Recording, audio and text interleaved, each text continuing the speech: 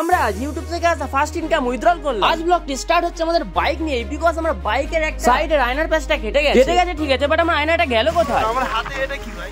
ওই যা ভাই, কি রে? এই দেখো ভাই, একদম হাতে প্রবলেম, এবারে নিয়ে যেতে হবে মিস্ত্রিখানায়।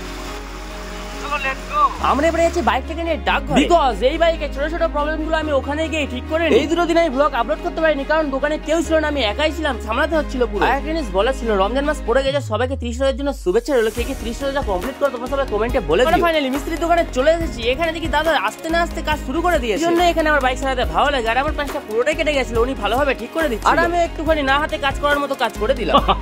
এখানে কাজ কমপ্লিট করে দুপুরে আমরা চলে গেলাম গঙ্গার ধারে একটু আড্ডা মারার জন্য। আর এদিকে আমার ক্যামেরাম্যান আমাকে ক্যাপচার করার জন্য খুব জোরে দৌড়ে দৌড়ে আমাকে চলে এসেছে। ভাবছিলাম নদীর মধ্যে নেমে একটু মুখ হাতে জল দেবো, বাট নদীর অবস্থা দেখে আমার মুখ হাত ধোয়ার ইচ্ছা হলোই না। নদীর জল এমনিও অ্যান্টিব্যাকটেরিয়া হয়, বাট সামনে যে নোংরা রয়েছে ওটা দেখে আমার যাওয়ার ইচ্ছাই হচ্ছিল না। এখান থেকে বেরিয়ে আমরা চলে গেলাম এটিএম এর দিকে, ইউটিউব থেকে আসা অল্প কিছু মানি তোলার জন্য। Thank you so much guys এতটা সাপোর্ট করার জন্য আমাকে। আমরা ফাইনালি এটিএম থেকে টাকা উইথড্রল করে নিয়েছি।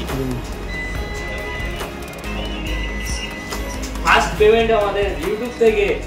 চলো আমরা এবার টাকা নিয়ে ঘরের দিকে যাই। তোমরা এরকম আরো শর্ট মিনি ব্লগ দেখার জন্য আমার চ্যানেলটি সাবস্ক্রাইব করো।